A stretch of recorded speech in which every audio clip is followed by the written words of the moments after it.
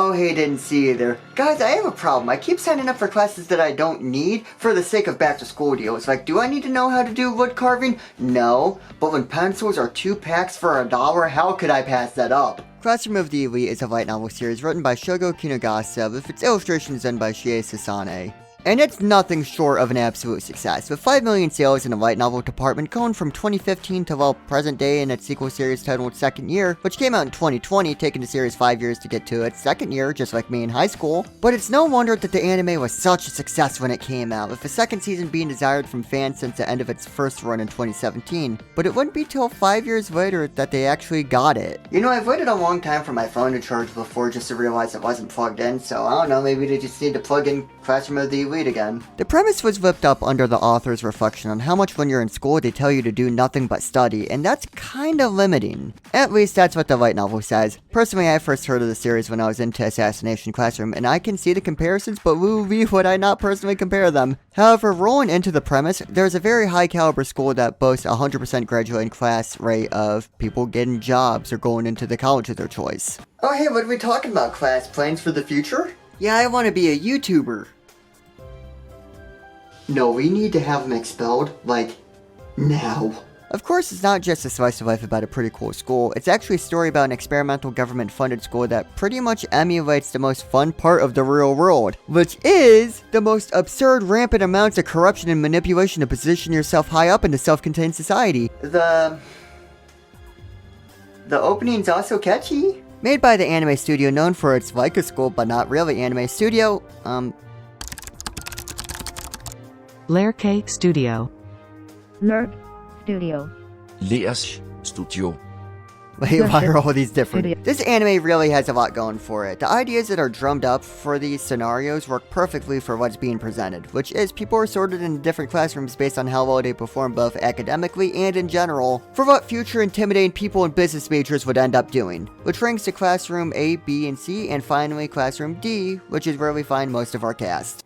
You know, I always made D's in class, but I never had a class make a D itself. There are a large number of characters, most of which have 1 or 2 levels of deceit, lies, or other words that mean the same exact thing. Like Kushida, who's originally introduced to us as an airheaded nice girl, and well, she's certainly one of those words. She ends up making a pretty good background antagonist because you genuinely forget how bad she is, at least in the early series. There's Suzune Horikita, who's really mean and rigid on the outside, but on the inside is probably one of the few characters that could actually be filed under being labeled as a somewhat good person. So she gets the distinct honor of being put on our good guy list.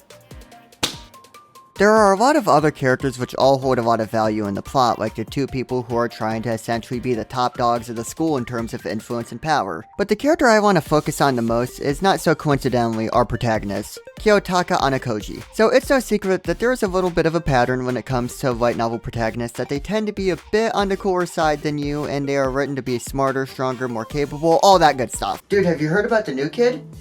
Oh, let me tell you, he aced all of his entrance exams, he beat up the high school bully, and he made the best apple fritters I have ever tasted, all on his first day. And while Ayano Koji is all of those things, he's a really, really captivating character. I feel like the issue with a lot of light novels is it tries to put a character that can easily crush a challenge in front of said challenge and try to present it like a scenario that has stakes. But the thing that Classroom of the Elite does well is not just having the challenge be interesting, but the way Ayano Koji decides to approach the challenge as well. You never know what his goal is going into anything, but we do know that he doesn't want to receive credit for whatever the outcome is so he can continue to fly under the radar. So he's actually both the person who does none of the group project work and the guy who does all of it, both at the same time. It's not like his goal is to learn every single thing possible, but maybe gain something else, whether that is a deal with a different student or just obtain information. Of course, you don't know what he's going for until you see the outcome. You just see the out of context plays that he's up to. At every turn, you get the rug yanked from under you like you have the world's most inconsiderate housekeeper. Every time you think you have a read on Ayano Koji, he either does something so morally yikesy that you really want to know, well, why the hell he'd do that? Or he'll turn around and do something seemingly has no benefit to him. You just can't get a good read on him.